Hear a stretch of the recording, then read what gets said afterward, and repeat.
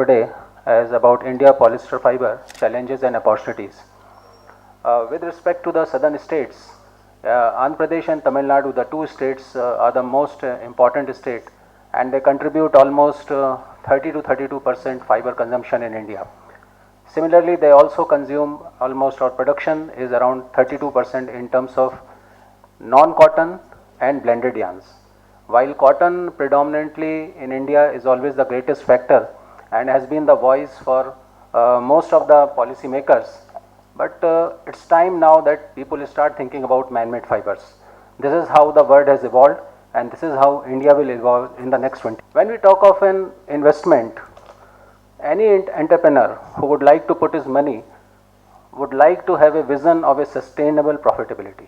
That is the key to the success for any growth or development of any area. And policy support is the key mark for it. With these words, I would like to start my presentation. Presentation is divided into 4 different parts, and I will go starting by global textile and clothing trade.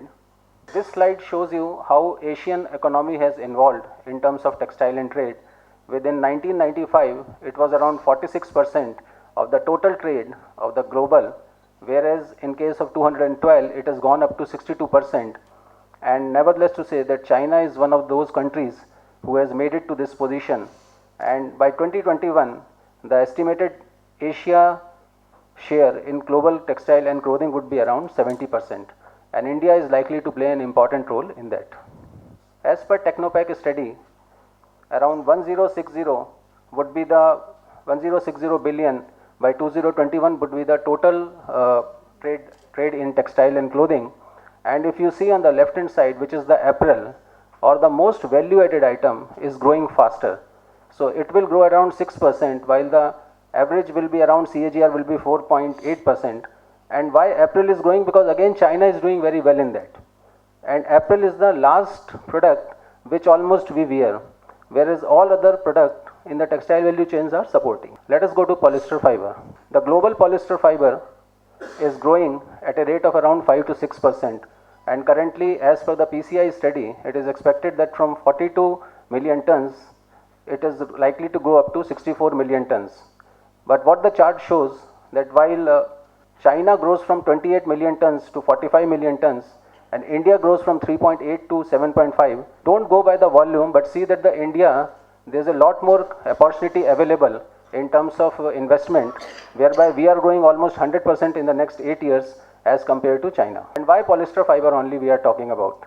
Because if you see the price, the red marking line shows that we are the most competitive. The polyester is the most competitive of all the synthetic fiber, or even including the man-made fiber VSF, whereby you see that polyester is hovering at around 1000 to 2000 US dollar per metric ton, where all other fibers are above 2000 metric ton.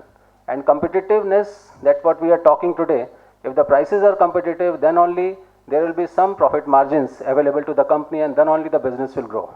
Similarly, if you see the share in global fiber consumption, the polyester filament is growing and the polyester staple fiber is growing, while the cotton is declining.